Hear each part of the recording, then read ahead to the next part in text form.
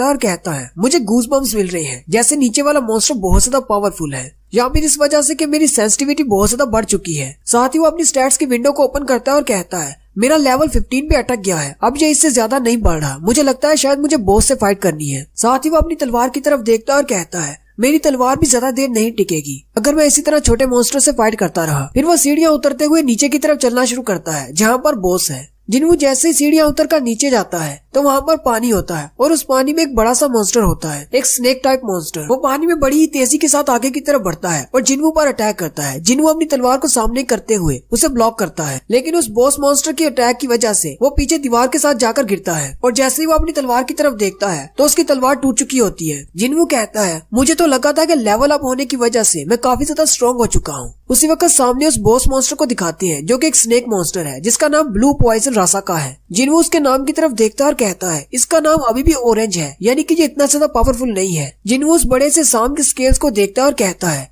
इसकी बॉडी बहुत ज्यादा हार्ड है, मेरी तलवार इसकी बॉडी को पियर्स नहीं कर पाएगी और ना ही मेरे पंचेस इस पर काम करेंगे। बॉस आगे बढ़ता है और उस पर अटैक करता है। जिन्हों डॉज करते हुए उसकी बॉडी पर अपनी तलवार से अटैक करता है और कहता है मुझे बहुत ज्यादा पावर के साथ इस पर अटैक करना होगा ताकि मैं इसकी बॉडी के अंदर अपनी तलवार को दंसा सकूं। लेकिन उस सांप की बॉडी पर इसका कुछ भी असर नहीं होता। वो बड़ा सांप फिर से उसके पास से गुजरता है। जिन्हों फिर से अपनी तलवार उसकी बॉडी पर मारता है, लेकिन क्योंकि उस सांप के स्केल्स बहुत ज्यादा हार्ड है इसलिए जिन्हों की तलवार का उसकी बॉडी पर कोई भी असर नहीं होता। जिन्हों कहता है अगर इसकी बॉडी ने मुझे डायरेक्टली हिट किया तो मैं तो मर जाऊंगा। सांप की बॉडी क्योंकि बहुत ज्यादा लंबी है वो कभी इस तरफ से घूमता हुआ उसके पास से गुजरता है, कभी दूसरी तरफ से, जिसकी वजह से जिन्हों की बॉडी के साथ लगता है, जिससे जिन्हों बहुत ज्यादा जख्मी हो जाता है। जिन्हों जमीन पर गिर जाता है और रोते हुए कहता है मुझे लगा था कि मैं बहुत ज्यादा स्ट्रॉन्ग हो चुका हूँ, लेकिन मैं अभी बहुत ज्यादा कमजोर हूँ। लेकिन साथ ही वो फिर से अपनी टूटी हुई तलवार को उठा लेता है और कहता है आखिर मुझे कितना ज्यादा स्ट्रॉन्ग बनना होगा ताकि मैं अपने माजी से निकल सकूं जिसमें मुझे लोग वीकेस्ट हंटर कहते थे। आहिस्ता आहिस्ता सभी ने मुझे वीकेस्ट हंटर कहना शुरू कर दिया क्योंकि मैं वाकई में बहुत ज्यादा वीक था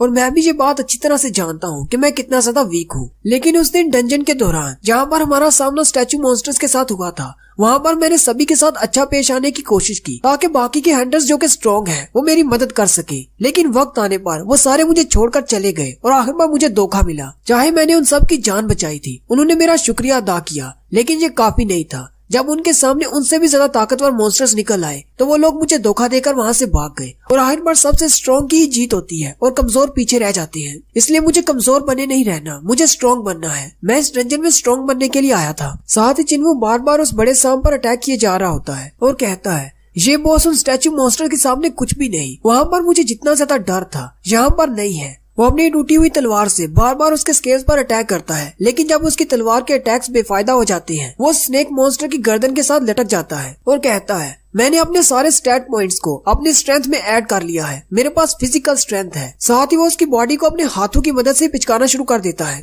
और अपनी फुल पावर को इस्तेमाल करते हुए अपने दोनों हाथों को उसकी गर्दन में गड़ा देता है और उस सांप के मोटे स्केल्स भी उसको नहीं बचा पाते। वो उसके स्केल्स को इतना ज्यादा पिचका देता है कि वो बड़ा स्नेक खुद ही मर जाता है। नेक्स्ट सीन हॉस्पिटल का होता है। डॉक्टर रिसेप्शन वाली नर्स से पूछता है जिन्हों अभी तक वापस नहीं आया। नर्स उसे कहती है हाँ अभी तक नहीं आया। डॉक्टर उसे कहती है लेकिन वो सुबह के टाइम गया था और इस वक्त शाम हो चुकी है, वो अभी तक वापस क्यों नहीं आया। नर्स डॉक्टर से कहती है लेकिन वो तो ठीक हो चुका है, हम तो उसे कल डिस्चार्ज करने वाले हैं। डॉक्टर उसे कहता है हंटर्स के बारे में कुछ भी नहीं कहा जा सकता, इसीलिए हमें उन्हें हॉस्पिटल के अंदर ही रखना होगा। मैंने सुना है कि हाई क्लास के हंटर्स को बहुत ज्यादा पैसे मिलते हैं, लेकिन लो क्लास के हंटर्स को ज्यादा पैसे नहीं मिलते और वो अपनी जान को ऐसे ही जोखिम में डालते रहते हैं। पता नहीं आखिर वो इतना डेंजरस काम करते ही क्यों है। मुझे तो ये सोच कर ही डर लगता है। बास दफा हमारे पास कुछ ऐसे हंटर्स भी आते हैं जिनकी बॉडीज पूरी तरह से खराब हो चुकी होती है और वो बहुत ज्यादा जख्मी होते हैं। पता नहीं डंजन्स के अंदर वो किस तरह का काम करते हैं, क्योंकि आम लोग कभी डंजन्स के अंदर नहीं गए। क्योंकि हमारे हॉस्पिटल में जितने भी हंटर्स आते हैं वो पूरी तरह ब्लड में लिपटे होते हैं। हालांकि रोड एक्सीडेंट वाले पेशेंट्स भी उनकी तरह ज्यादा जख्मी नहीं होते। नर्स डॉक्टर से कहती है ये तो बहुत ही अमेजिंग है कि इतनी ज्यादा हार्श कंडीशन के दौरान भी वो डंजन्स में से जिंदा वापस आ जाते हैं। डॉक्टर नर्स से कहते हैं ऐसी बात नहीं है, असल में हंटर्स में से जो सबसे ज्यादा वीक हंटर्स भी होते हैं वो भी आम इंसान से बहुत ज्यादा पावरफुल होते हैं। ऐसा कहना गलत नहीं कि वो खुद भी मॉन्स्टर्स हैं। दूसरी तरफ डंजन के अंदर उस बड़े से सांप को मारने के बाद जिनवू को बताया जाता है कि उसने 3 बार लेवल अप किया है। जिनवू ये देखकर हंसना शुरू कर देता है और उस सांप को मारकर उसके पास ही बैठा होता है और कहता है, मुझे लगता है कि मैं पहले से ज्यादा स्ट्रॉन्ग हो गया हूँ। बड़े सांप को मारने पर उसे इन्वेंट्री में 2 चीजें मिलती है। एक उसे डैगर मिलता है जिसकी स्पेशल पावर ये है कि वो किसी को भी कट करके उसे पैरालाइज कर सकता है, जबकि उसे एक पोशन मिलता है जो कि एक थैली में होता है। उसके अंदर उस सांप का वेनम होता है जिसको पीने से वो अपनी बॉडी को हार्ड कर सकता है। जिनवू कहता है, मेरे सारे कपड़े फट चुके हैं, मेरी तलवार टूट चुकी है, मेरी पूरी बॉडी जख्मों से कवर है, लेकिन मुझे एक नया डैगर मिल गया है जो कि मिस्टर किम की उस तलवार से ज्यादा बेहतर है। एक ऐसा डैगर जो कि हड्डी से नहीं बना बल्कि दांत से बना है, वो भी एक सांप के, और इसके अटैक स्टैट्स तो बहुत ही अच्छे हैं। मैं इससे किसी को भी पैरालाइज कर सकता हूँ या फिर ब्लीड इफेक्ट दे सकता हूँ। फिर वो अपनी उस थैली की तरफ देखता है और कहता है, पता नहीं इसका क्या इस्तेमाल है, लेकिन मैं इसे अपनी इन्वेंट्री में स्टोर कर लेता हूँ, कभी इसका इस्तेमाल कर लूंगा। साथ ही उसके पास एक और विंडो ओपन होती है जिसमें बताया जाता है कि तुमने डंजन के बॉस को हरा दिया है, इसलिए ये सारी डंजन खत्म होने वाली है, सब कुछ नॉर्मल हो जाएगा। और वो सब कुछ वहाँ से पिक्सेलेट होकर गायब हो जाता है और जिनवू हैपजंग स्टेशन पर ही खड़ा होता है। जिनवू जैसे सीढ़ियां चढ़कर बाहर निकलता है कहता है, पता नहीं टाइम क्या हो गया होगा। उसी वक्त बाहर बारिश भी हो रही होती है। सामने से एक सोल्जर आता है और जिनवू से कहता है, तुम कौन हो और यहाँ पर कैसे आए, क्या तुमने न्यूज के बारे में नहीं सुना? जिनवू उसकी तरफ देखता और कहता है, ये तो एक सोल्जर है। वो उससे पूछता है, क्या हुआ यहाँ पर? सोल्जर उसे कहता है, क्या तुमने नहीं सुना? लेकिन साथ ही वो जिनवू के हाथ में टूटी हुई तलवार देखता है। वो जिनवू से कहता है, क्या तुम एक हंटर हो? जिनवू से कहता है, हाँ मैं एक हंटर हूँ। सोल्जर उसे कहता है, सर हंटर प्लीज इस तरफ आइए। बाकी के सारे हंटर्स मॉन्स्टर के साथ इस तरफ फाइट कर रहे हैं। वहीं पर सड़क के इर्द गिर्द बहुत सारे मॉन्स्टर्स मरे पड़े होते हैं। जिनवू कहता है, मुझे लगता है शायद किसी गेट में से मॉन्स्टर निकले होंगे। सोल्जर जिनवू से कहता है, छोटे मॉन्स्टर्स को तो मार दिया गया है, लेकिन उनका बॉस मॉन्स्टर जो कि डंजन का बॉस था वो अभी भी बाहर है और कुछ हंटर्स उसे फाइट कर रहे हैं। जिनवू उस तरफ देखता है और कहता है, मेरी सेंसिबिलिटी बहुत ज्यादा बढ़ गई है, मुझे महसूस हो रहा है ये इस डंजन का बॉस है और वो बहुत ज्यादा पावरफुल है। एक बड़ा सा स्टोन मॉन्स्टर जो कि डंजन का बॉस है वो बाहर होता है और उससे बहुत सारे हंटर्स लड़ रहे होते हैं, जबकि नॉर्मल इंसान भी खड़े वहाँ पर देख रहे होते हैं। सोल्जर्स उनसे कह रहे होते हैं, पीछे रहिए, फोटोज लेने की जरूरत नहीं, यहाँ पर बहुत ज्यादा खतरा है। वो सारे लोग जो बातें कर रहे होते हैं, आखिर इन हंटर्स को कितना टाइम लगेगा इस मॉन्स्टर को मारने में, ये कर क्या रहे हैं, इस मॉन्स्टर को अभी तक मारा क्यों नहीं? वहीं पर एक हाई रैंक का हंटर होता है जिसका नाम टैंक होता है। दूसरा हंटर हीलर से कहता है, हीलर जल्दी से यहाँ पर आओ और टैंक को हील करो। हीलर उसे कहता है, हम लोग अपनी पूरी कोशिश कर रहे हैं, तुम लोग क्या कर रहे हो, जल्दी से इसे खत्म क्यों नहीं कर रहे? दूसरे हंटर्स उसे कहते हैं, हमारे पास ज्यादा मैजिशियंस नहीं है, हम इसको ज्यादा देर तक नहीं रोक पाएंगे।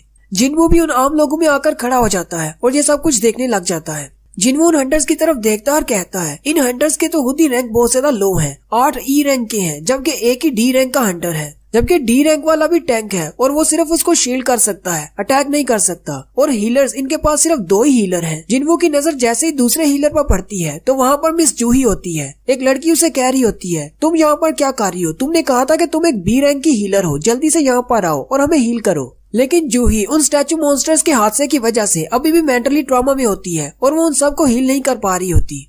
और यहीं पर हमारी एपिसोड 6 का एंड होता है। लेवल अप की एपिसोड 7 के साथ हाजिर हूँ। अभी तक जिसने मेरे चैनल को सब्सक्राइब नहीं किया, चैनल को सब्सक्राइब कर दे, वीडियो को लाइक और शेयर कर दे, शुक्रिया।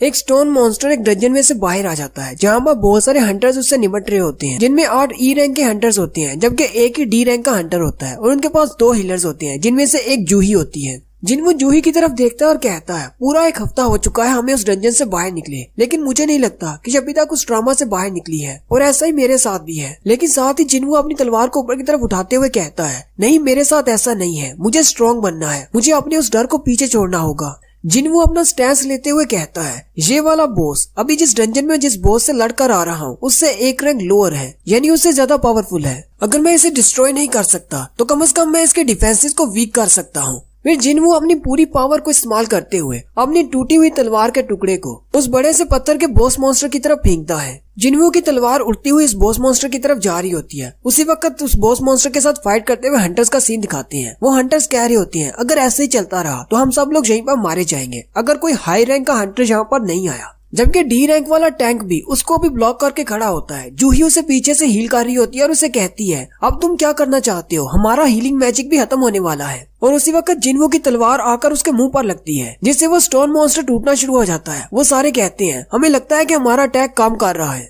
बस हमें थोड़ा सा और जोर लगाना है और ये मॉन्स्टर बिल्कुल खत्म हो जाएगा। और देखते ही देखते वो पत्थर का मॉन्स्टर नीचे गिर जाता है और टुकड़े टुकड़े हो जाता है। वो सारे हंटर्स खुश हो जाते हैं और कहते हैं हमने इसको हरा दिया। डी रैंक वाला हंटर कहता है थोड़ी देर पहले तो इस पर हमारा कोई भी अटैक काम नहीं कर रहा था, अभी अचानक इस पर हमारा अटैक काम कैसे कर गए? नहीं, ऐसी बात नहीं है, हमारे अटैक से इसको कुछ भी फर्क नहीं पड़ा। मुझे लगता है अभी इस पर किसी और ने अटैक किया है जिसकी वजह से ये मॉन्स्टर गिर गया है। उसी वक्त उस मॉन्स्टर के टुकड़ों में उसे उस तलवार का टुकड़ा मिलता है जो कि जिन्वू ने उसकी तरफ फेंकी थी। टैंक कहता है आखिर ये कैसे हो सकता है, एक ऐसा स्टोन मॉन्स्टर जिसे 10 हंटर्स मिलकर भी नहीं हरा सके, अचानक एक छोटी सी तलवार ने उसको हरा दिया, वो भी सिर्फ एक ही हिट में। आखिर इस तलवार को यहाँ पर किसने फेंका होगा? वो क्राउड की तरफ देखता है और सोल्जर से पूछता है क्या तुमने देखा इस तलवार के टुकड़े को यहाँ पर किसने फेंका? वो सोल्जर टैंक से कहता है अभी मेरे साथ एक हंटर था, ये टूटी हुई तलवार उसके पास थी लेकिन जिन्वू वहाँ से जा चुका होता है। सोल्जर टैंक से कहता है अभी थोड़ी देर पहले यहाँ पर एक हंटर था लेकिन अब वो यहाँ पर नहीं है। टैंक सोचता है इसकी पावर तो बहुत ज्यादा है, क्या वो एक हाई रैंक का हंटर था जो छुपकर हमें देख रहा था? जबकि जिन्वू ये सोच रहा होता है मैंने तो ये सोचा ही नहीं था कि मेरी सिर्फ एक ही हिट से एक बॉस मॉन्स्टर गिर जाएगा, कहीं ऐसा तो नहीं वो बहुत ज्यादा कमजोर था। और साथ ही जिन्वू के स्टैट्स वाली विंडो दिखाते हैं जिसमें उसका लेवल 18 हो चुका है और उसकी स्ट्रेंथ 48% पर पहुंच चुकी है।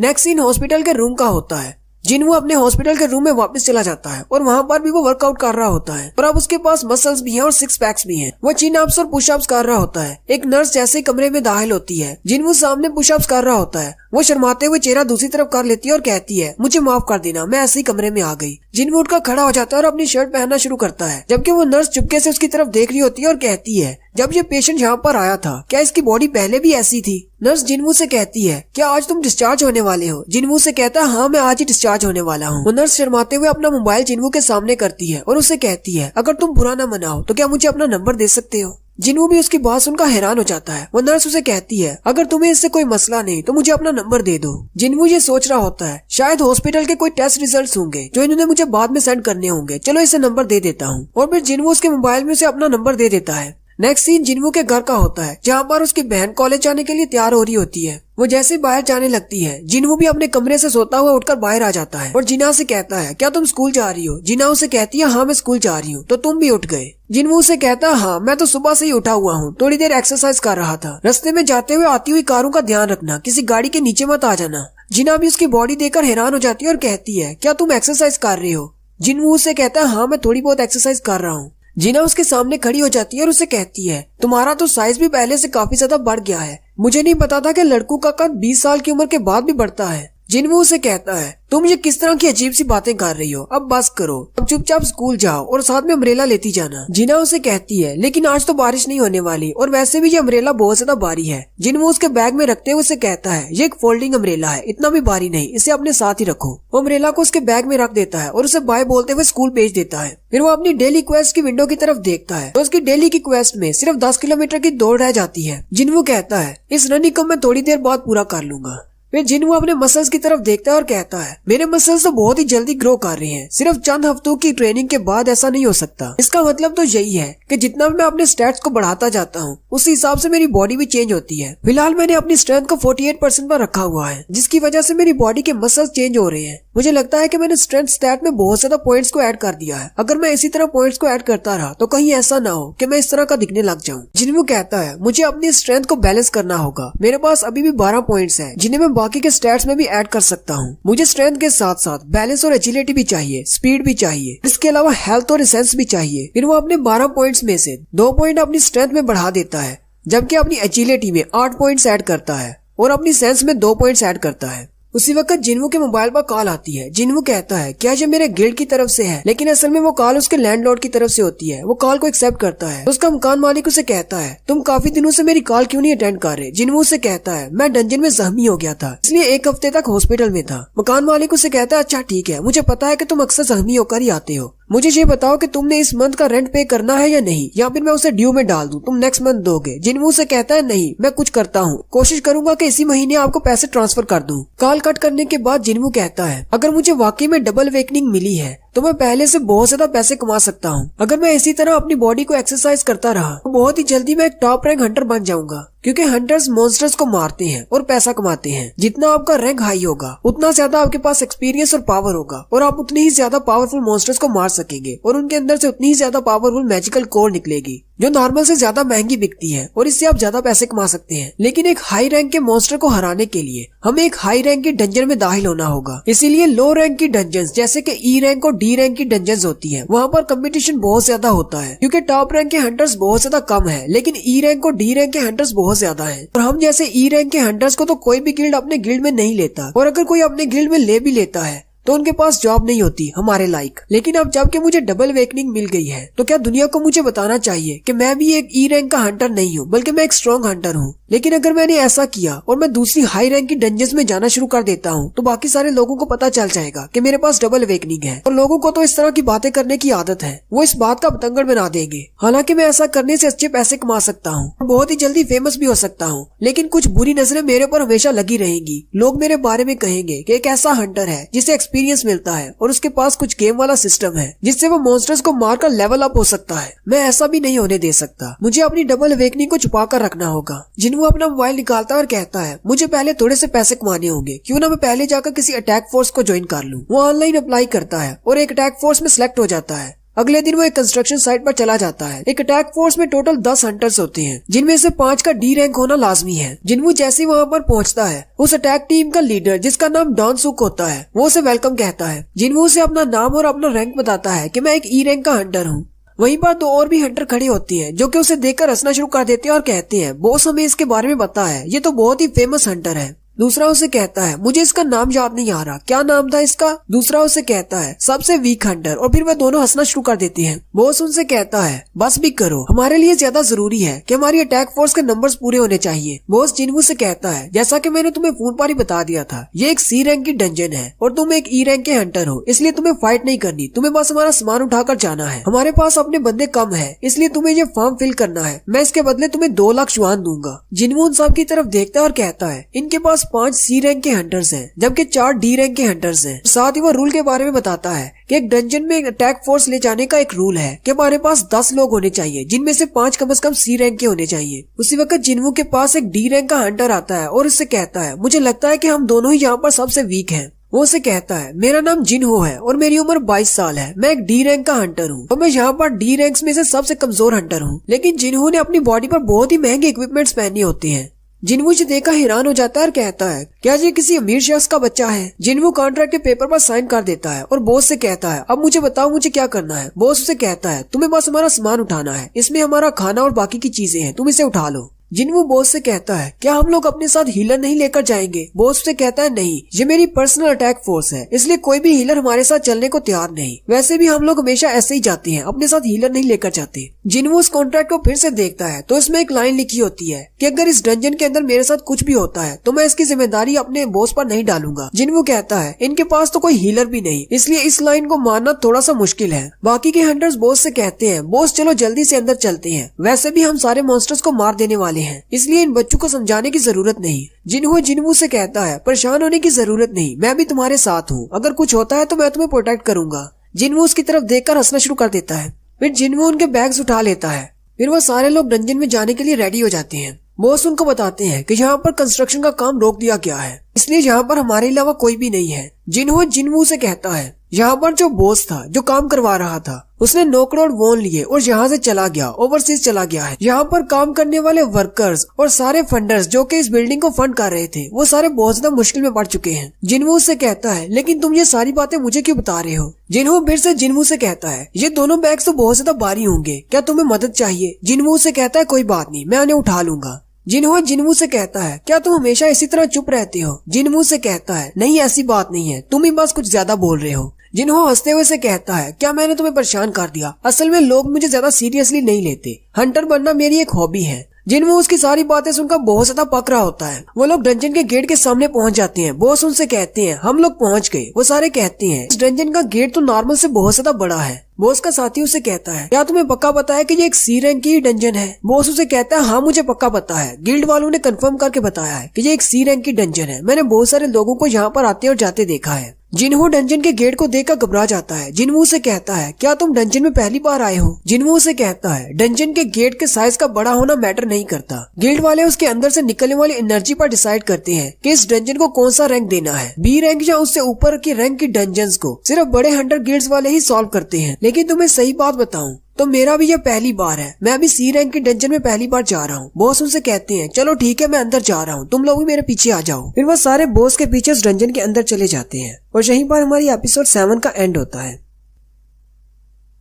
हेलो गाइस, कैसे हैं आप सब लोग। मैं हूं आपका दोस्त अरसलान और आप देख रहे हैं मेरा चैनल पिक फ्लिक्स। हाजिर हूं लेवल अप की एपिसोड 8 के साथ। जिनको कुछ पैसे कमाने के लिए एक अटैक फोर्स को ज्वाइन करता है जिसमें टोटल 10 लोग होते हैं। वो लोग एक सी रैंक की डंजन में जाते हैं। उस अटैक फोर्स के बॉस का नाम डोंगसुक होता है। डोंगसुक उनसे कहता है चलो ठीक है मैं अंदर जा रहा हूँ, तुम लोग भी मेरे पीछे पीछे आ जाओ। फिर वो सारे लोग डंजन के गेट से अंदर चले जाते हैं। जैसे वो डंजन के अंदर जाते हैं अंदर बहुत ज्यादा अंधेरा होता है। डोंगसुक अपने दोस्त